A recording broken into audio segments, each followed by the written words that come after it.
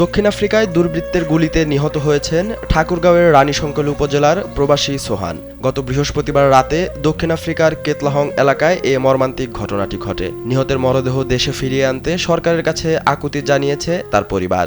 ছেলেকে পাঠিয়েছিলাম মনে করেন সাউথ আফ্রিকা 10 টাকা ইনকাম করার জন্য, যেন ভবিষ্যতের জন্য।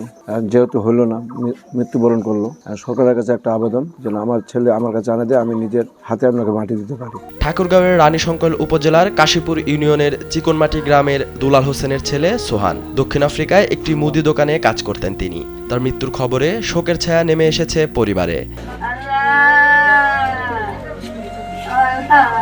পরিবার সূত্র জানায়, সোহান সেখানে একটি দোকানে কাজ করতেন। ঘটনার দিন মাগরিবের সময় তিনি দোকানের মালিকের সঙ্গে কাজ করছিলেন। এ সময় হঠাৎ লোডশেডিং হলে দোকানের মালিক মোমবাতি আনতে পেছনের দিকে গেলে সোহানকে লক্ষ্য করে দুর্বৃত্তরা অতর্কিত গুলি চালায়। এতে ঘটনাস্থলেই সোহানের মৃত্যু হয়।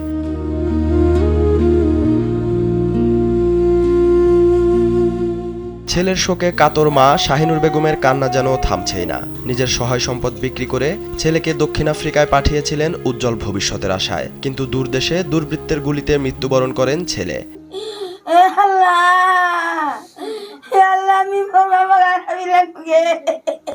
নিহতের মায়ের একটাই চাওয়া, ছেলেকে নিজের ভিটায় দাফন করা।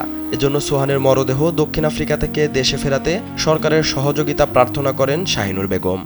আমি সরকারের কাছে এটা অনুরোধ আবেদন করি, আমি যেন আমার ছেলেকে নিজ হাতে গোসল দিয়ে আমার ভিটা বাড়ির সামনে মাটি দিতে পারি। এটাই আমার সরকারের কাছে আবেদন, অনুরোধ। ছাত্রের মৃত্যুর খবরে সোহানের বাড়িতে ছুটে আসেন তার শিক্ষক ফরহাদ হোসেন। জানান, সোহান মেধাবী ছাত্র ছিলেন। তার প্রতিষ্ঠান থেকে সর্বোচ্চ ফলাফল নিয়ে এসএসসি পাশ করেন সোহান। তবে জীবনের তাগিদে তাকে দক্ষিণ আফ্রিকায় পাড়ি জমাতে হয়। সোহান ছিল আমার প্রতিষ্ঠানের ছাত্র।